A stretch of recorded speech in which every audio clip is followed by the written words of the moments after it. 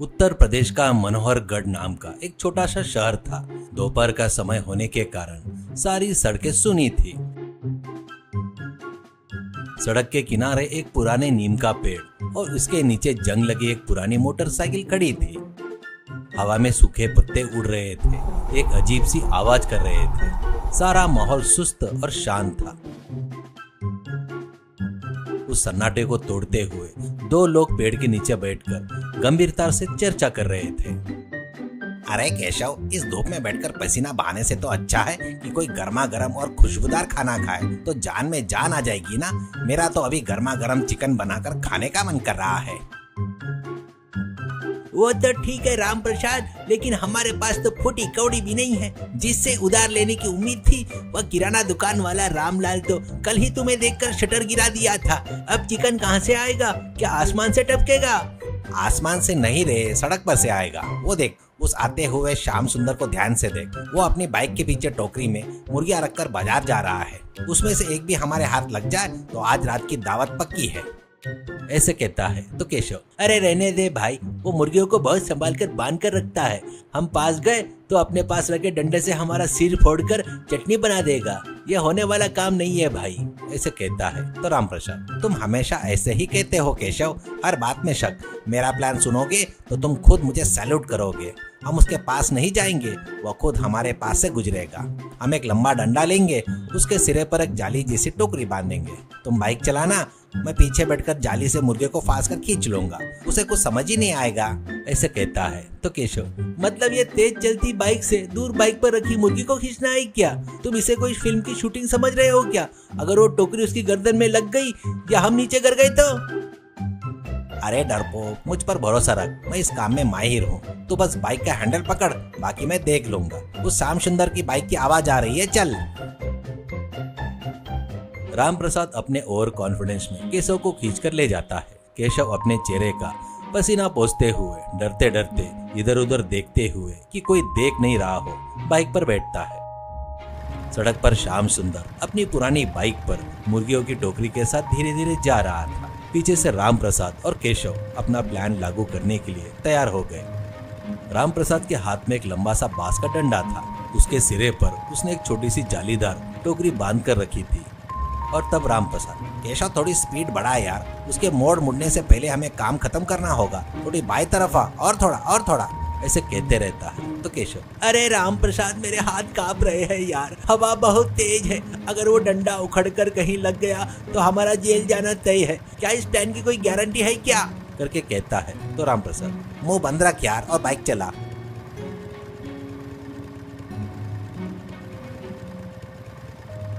वो देख, टोकरी एकदम उस मुर्गी के सिर पर है। बस एक मिनट, यस, खींच लिया। केशव रेस दे, जेट की स्पीड से भगा ले यार, चल। रामप्रसाद के डंडे के सिरे पर बंधी टोकरी में एक मुर्गी फंस गई। श्याम सुंदर को कुछ समझ ही नहीं आया कि क्या हुआ। जब तक वो पीछे मुड़कर देखता, ये लोग धूल उड़ाते हुए फरार हो गए थे।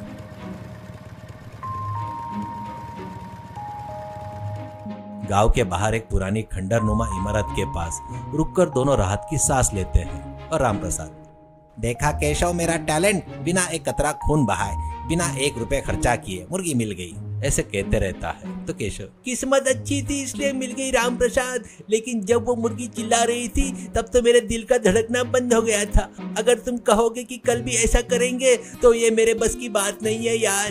तो रामप्रसाद, क्यों नहीं, कल इससे भी बड़ी मुर्गी पकड़ेंगे, ये हमारा नया बिजनेस है।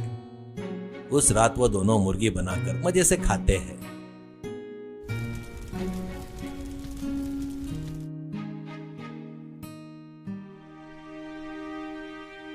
लेकिन उसी समय शहर के सारे मुर्गी के मालिक पुलिस स्टेशन में जाते हैं।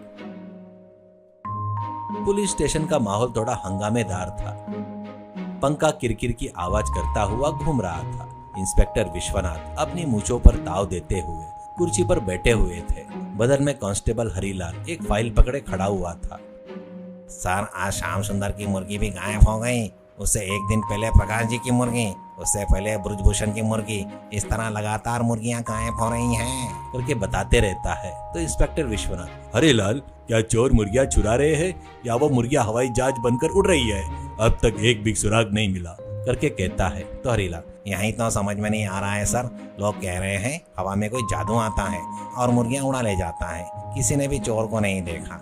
तो इंस्पेक्टर विश्वनाथ, जादू या टोना, क्या आजकल भी लोग इन बातों पर विश्वास करते हैं? तुम एक काम करो, कल हम भेष बदल कर सड़क पर घूमेंगे, कोई ना कोई तो जरूर पकड़ा जाएगा। तो हरीलाल, सर मैं भी आपके साथ चलूंगा, लेकिन मेरे पास एक प्लान है। हम मुर्गी का भेष बनाकर टोकरी में बैठ जाते हैं, चोर हमें उठाकर ले जाएंगे, तब उसे पकड़ लेंगे।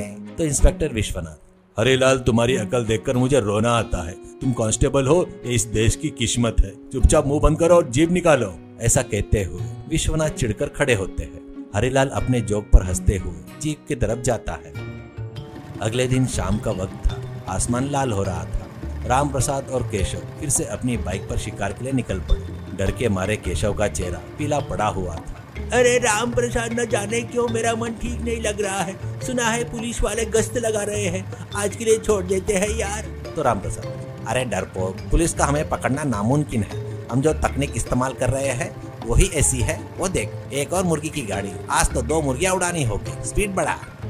केशव बाइक की गति बढ़ाता है। राम प्रसाद अपना डंडा तैयार करता है और आगे जा रही गाड़ी से मुर्गियां खींचने की कोशिश करता है। इस बार मुर्गी थोड़ी जोर से चिल्लाती है। उसकी आवाज को छिपाने के लिए राम प्रसाद जोर से गाने लगता है। उसी समय पीछे से एक गाड़ी आ रही थी। तो राम प्रसाद, केशव पीछे से कोई हॉर्न मार रहा है यार, उसे साइड मत देना। जब तक हमारा काम पूरा ना हो जाए गाड़ी मत रोकना। ऐसे कहते रहता है। तो केशव, अरे राम प्रसाद, वो बिना रुके हॉर्न बजा रहा है, लगता है कोई बहुत जल्दी में है, एक बार मुड़कर पीछे देख तो ले। ऐसे कहता रहता है। तो राम प्रसाद, कोई भी हो हमें क्या, हमारे लिए हमारी मुर्गी जरूरी है। बस 1 मिनट, जाल फंसी और एक खींची। केशव, अब पीछे देख कौन है। राम प्रसाद जीत के घमंड के साथ पीछे मुड़कर देखता है। एक पुलिस की जीप उनका पीछा कर रही थी। उसमें इंस्पेक्टर विश्वनाथ उसी से घूर रहे थे और बगल में कांस्टेबल हरीलाल माइक पकड़कर चिल्ला रहा था। अरे गाड़ी रोको, गाड़ी रोको, वो जाली फेंक कर मुर्गियां चुराने वाले उस्ताद तुम लोग ही हो ना। गाड़ी रोको वरना टायर फोड़ देंगे। ऐसे कहते रहता है। तो केशव, अरे बाप रे पुलिस, राम प्रसाद मैंने कहा था, अब क्या करे, मुर्गी को फेंक देंगे क्या? तो राम प्रसाद, फेंकना मत यार, मुर्गी सबूत बन जाएंगी। और तेज भगा। लेकिन पुलिस की जीप उनको ओवरटेक करके सामने आकर खड़ी हो जाती है। केशव के अचानक ब्रेक मारने से दोनों नीचे गिर जाते हैं। राम प्रसाद के हाथ का डंडा और उसमें फंसी मुर्गी इंस्पेक्टर के पैरों के सामने गिरती है। पुलिस स्टेशन में राम प्रसाद और केशव सलाखों के पीछे थे। विश्वनाथ उनके सामने टहल रहा था। हरीलाल उस मुर्गी को हाथ में पकड़कर सहला रहा था।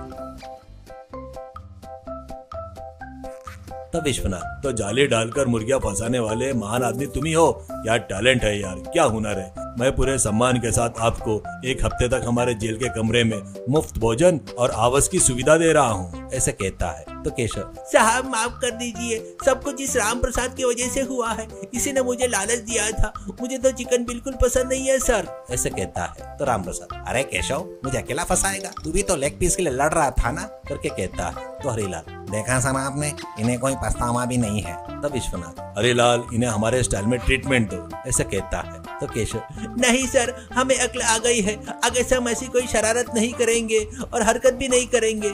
सड़क पर जो भी मेहनत का काम मिलेगा वो करके अपना पेट पालेंगे सर। यही ठीक रहेगा। जेल से छूटने के बाद तुम दोनों नगर पालिका में कचरा उठाने का काम करना, कम से कम तब तो तुम्हारे हाथ किसी अच्छे काम में इस्तेमाल होंगे। कुछ महीने बाद मनोहरगढ़ के बाजार में 2 लोग साफ सुथरे कपड़े पहनकर एक छोटी सी सब्जी की दुकान चला रहे थे। वही राम प्रसाद और केशव थे। जब भी उनके पास से कोई मुर्गी लेकर गुजरता तो राम प्रसाद अपनी आंखें फेर लेता और केशव डर के मारे अपने हाथ बांध लेता। सीख, आसानी से पैसा या चीजें हासिल करने के लिए किए गए गलत काम हमेशा मुसीबत में डालते हैं। मेहनत से कमाई गई सूखी रोटी भी जीवन में शांति और सुकून देती है।